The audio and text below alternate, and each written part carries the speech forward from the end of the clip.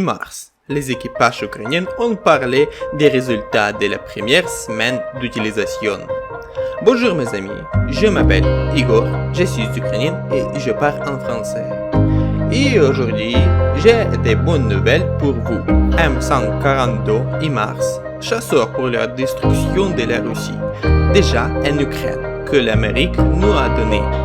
Les équipages d'artillerie ukrainienne M142 HIMARS ont informé les journalistes américains des résultats de l'utilisation du système au cours de la première semaine. On rappellera que les premières informations sur leur utilisation sont apparues le 25 juin. Selon le Wall Street Journal, Lieutenant Koval, un membre d'équipage de l'une des 4 véhicules HIMARS, a raconté la première attaque. Ensuite, le quartier général de l'armée russe a Izium, qu'ils sont placés dans l'une des écoles de la ville, a été le cible des tirs. Selon le renseignement ukrainien, 17 soldats russes ont été tués, dont un colonne de 2 majors. 20 autres russes ont été blessés. Quelques jours plus tard, l'équipage de Koval bombardait le caserne des Russes où dorment un grand nombre de militaires. La 4e attaque visait un entrepôt de munitions dans la ville de Zemioria. Nous rêverons d'avoir des munitions à plus longue portée pour HIMARS pour atteindre des cibles plus importantes, a déclaré le lieutenant Koval aux journalistes. Les équipages ukrainiens travaillent principalement la nuit pour minimiser la possibilité d'être détectés par des drones russes. Si 4 machines fonctionnent en même temps, alors à partir de positions différentes, la saisie des coordonnées de la cible et le lancement prend moins d'une minute. Après quelques minutes, les voitures quittent leur position à grande vitesse.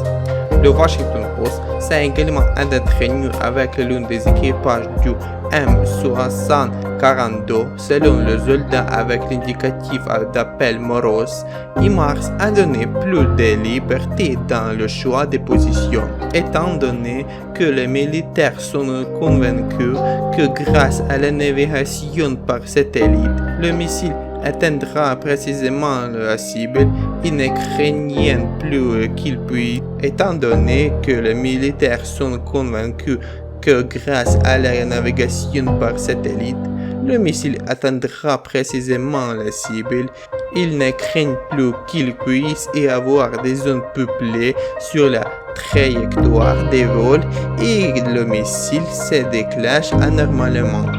Selon l'armée ukrainienne, la déviation réelle lors de la frappe des missiles HIMARS est inférieure à 1 mètre. Je ne doute pas que nous réussirons.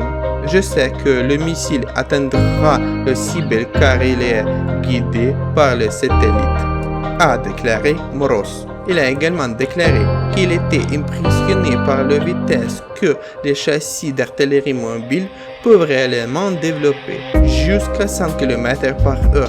Une autre caractéristique est que le système se déclenche assez silencieusement par rapport au analogue soviétique. Les journalistes ont noté que 3 marques pour les corps efficaces ont déjà été placées au bord de la machine. Enfin, il y en a 6.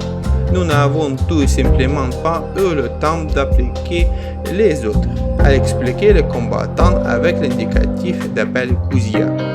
Les équipages ukrainiens ont exprimé l'avis que l'exigence minimale des forces armées pour HIMARS est d'au moins 50 lanceurs, de sorte que des groupes de 4 machines puissent travailler sur chaque section importante du front actuel. Vous avez donc peut-être déjà entendu dire que la Russie dit que cette artillerie est détruite et capturée comme c'était déjà le cas avec le César. Il n'y a pas de vidéos ou de photos à leur sujet. Les Russes sont des orques et des esclaves qui mourront pour le Führer. C'est tout. Au revoir. Gloire de l'Ukraine.